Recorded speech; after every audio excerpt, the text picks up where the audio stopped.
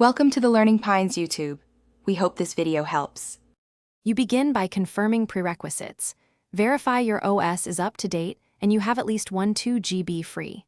Once done, close the app and any related background processes so files aren't locked.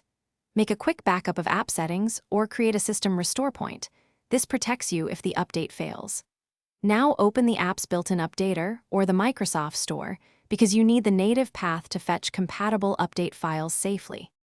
You'll trigger the download next, using the app's updater or the official store to ensure signed packages.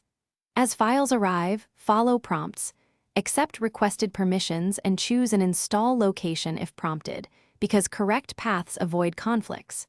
Make sure to monitor progress. Installers often show dependency actions or service restarts. If a restart is required, schedule it now. Keep an eye for error codes or warnings, so you can address them immediately after installation finishes. You finish by restarting the PC when prompted and launching the app to verify functionality and performance.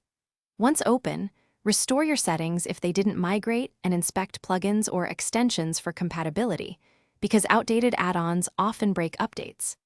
If something goes wrong, try a clean reinstall and then review system event logs or the app's error report to find the root cause. One key troubleshooting tip: run the installer.